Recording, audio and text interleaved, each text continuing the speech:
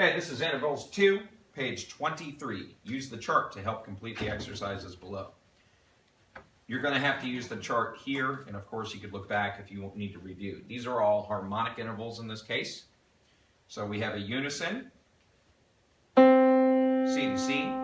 We have a second, C to D. We have a third, C to E. We have a fourth, C to F. We have a fifth, C to G. Sixth, C to A. Seventh, C to B. And an octave, C to C. Those are the only intervals we need to worry about right now. Now, if you're wondering, are there intervals beyond that? Well, yes, of course. C to D would be, that's a ninth. That is 9 notes above, since we call an octave 8 notes. If we wanted to go to a 10th, we would go C to E above, which would be here.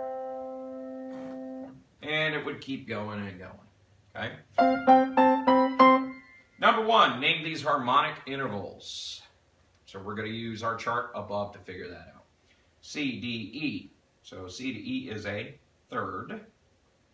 It's the exact one up here in your chart. You should be able to figure that out. Now remember, count the first note. 1, then the next space, 2, and then the next one would be a third. C, D, E. That makes 3 notes apart. Next one, we're going to count the first note here, G.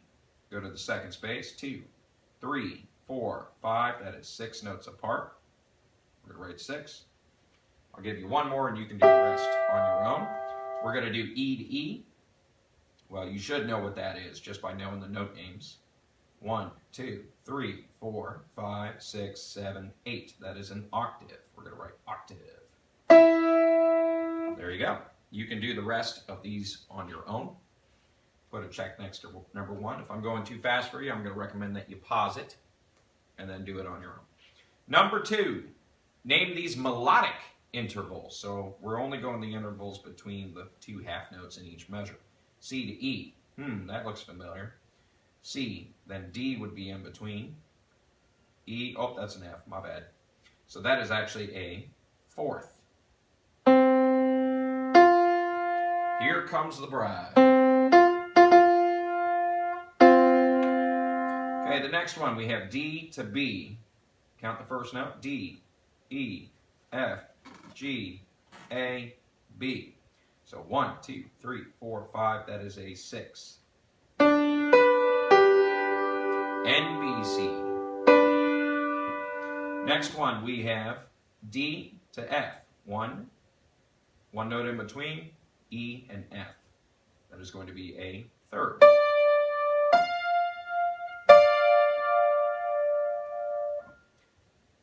In that case, a minor third. Okay, next one, we have E to E. That should be unison. So we're going to write unison here. And you can do the last 2 on your own. Hope that focus did a little better for you. Number 3, name these intervals. So some of them are going to be melodic. Some of them are going to be harmonic. You need to be able to name them. So this first one, this is going to be a melodic interval.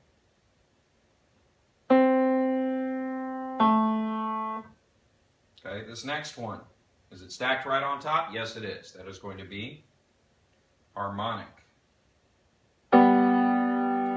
Melodic. Because it's going from left to right. And then stacked again. That's going to be harmonic. Then we have harmonic again, also stacked. And the last one, this is going to be, I guess it's going to be harmonic. They put 2 note heads on the same one, which you almost never see like that. That's pretty bizarre. Okay, now we're going to go back here, and I want you to also write the interval now. So we have a melodic, 1, 2, 3, third. Those are 3 notes apart. M, third. Next one, harmonic, 1, 2, 3, third. Next one, melodic, between the F and the E is 2 notes apart. second. And you can do the last 3 on your own. I'm going to give you a hint. You're welcome. Okay, next one, number 4. Put a check next to number 1, 2, and 3 if you haven't done so. Pause the video and work on the previous ones if you need to. Write the indicated harmonic interval above the given note. Wants a unison, it wants you to write it above it. Kind of hard to do on that one. So I want you to leave that one alone because the last one on the previous one was a little weird. Okay, that one was easy. Now it wants a second.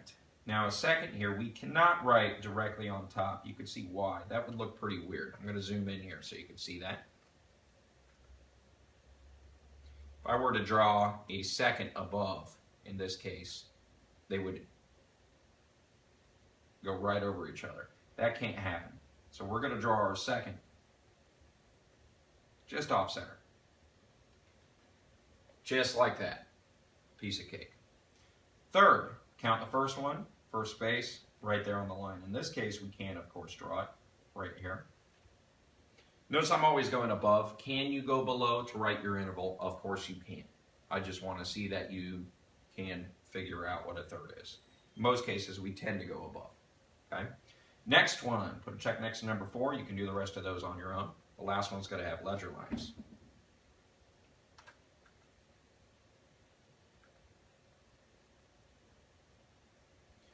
Number 5, write the indicated harmonic interval below. So the first one wanted it above, below the given note. We're going to go 4 notes below. 1, 2, 3, 4. That would be B and E. And of course, if you're around a piano, you might want to check it to make sure it does sound like a fourth.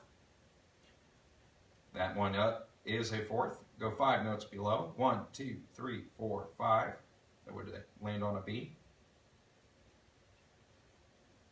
3 notes below.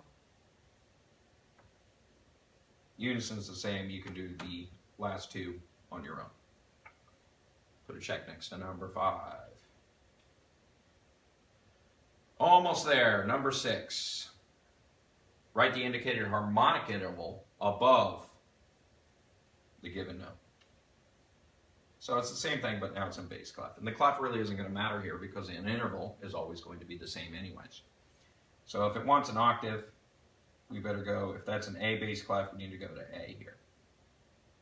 Literally the same note, up an octave. A third above. Right on top, we're putting them on top because again, it wants a harmonic interval. 7th note, count the first one by itself. So we got 1, 2, 3, 4, 5, 6, 7. It should land on a C, and you'll notice the 7th is only 1 note off from an octave. So it should almost be the same, almost all the way up. You can do the 5th, the 3rd, and the 6th on your own. Put a check next to number 6 when you're done.